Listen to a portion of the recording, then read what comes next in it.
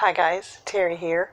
Today we're on the letter H in my A to Z Craftroom organization series, and I thought we would talk about a heat gun. So along with the heat gun, there's other items that go along with that. So let me show you what the heat gun can be used for and how I organize it in my Craftroom. So I keep my embossing stuff in these two drawers. This is an Alex cabinet. You've seen me show this before. I love these Alex cabinets. They're nice because they've got two drawers that are not very deep at the top, and then they've got three deeper drawers, and they come in a variety. My one over on my desk is also, the bottom two drawers are one drawer, and they're a file cabinet, file drawer. So I love that size too. But back to the heat gun. So I have my heat gun and embossing stuff in these two drawers. So here's where I keep my inks. I've got one of these, let me pull this out. This is from scrapbook.com. It's a clear holder that holds about a dozen stamp sets, stamp pads. So I love it, and I also, I had it out on the desk for a while, but then I decided to have it in the drawer here. And I haven't any trouble with these inks being on their side, but I do like that this is a great way to kind of stack it inside the drawer. So for using the heat gun, you need some Versamark ink, and I'm going to show how to do it here in a minute. But I keep my inks here, and then I also have, I'll show you what this tray is for in a second. But I also have a bunch of different embossing powders. I've got them in one of these IKEA trays. This is a nice big long one. And you can see that I have the embossing powders and some glitter. I rarely use glitter, so that's in the back of the drawer. And then I've got some stamp blocks up front here. But I have that, and then down here in this bottom drawer, I keep my MISTI and my heat tool, heat gun, and then I've got these embossing powders. So I would say that up in this drawer, I've got the embossing powders that are different colors, but the ones that I use the most are the clear and the white. And I've got these in totes. It's nice to just, well, I'll show you how I use it. But these all fit down nicely in this drawer, and I've got it, you know, conveniently near my workstation. So let me set up how I use the heat gun.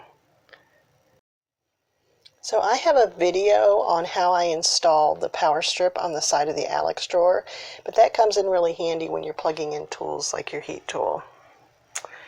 Okay, so I grabbed a stamp set, and I think I'll just do this one. And then I'm going to get out a stamp block.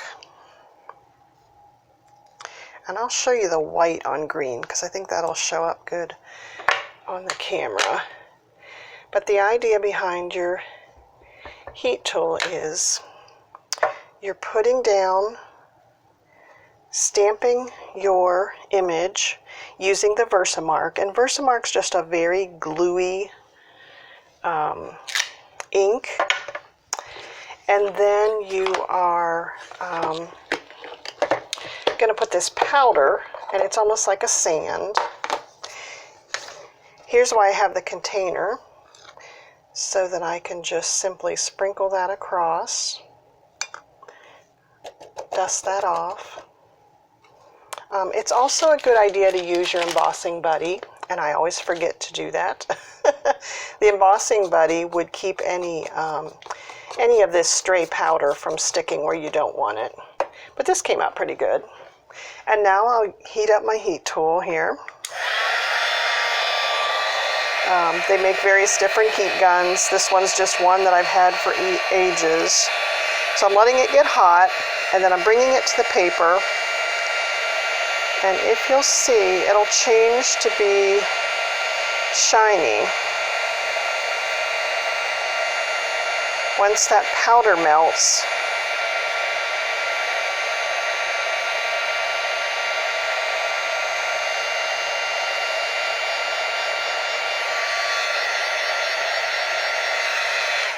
You want to be careful not to burn the paper, and you can kind of see it melt as you're doing it. But it just adds, I could have stamped this just in white ink, but I think this adds just something to it, that it makes it just a little bit more bold. So I love that. Now, had I not used my little tray here of powder, I could have just used one of my jars of powder, opened it up, sprinkled this on the paper, and then used the tray. It would have gone into the tray, and this just has a little cap on the end, but that would be off, and you would sprinkle that back into your container. So that's what the tray is for. That's what I started with, but then I switched to using these for my, really the white and the clear. If you're just starting out buying embossing stuff, I would get the heat gun, the Versamark ink, and then clear and white, because you can use the clear. You could stamp your image in a color and then re-stamp it using your MISTI repositional tool with the clear Versamark, and putting the clear on it, and then whatever color ink you used would be showing underneath that clear. So I really think you only need these couple of colors, and I hope that helps you. Thanks, guys.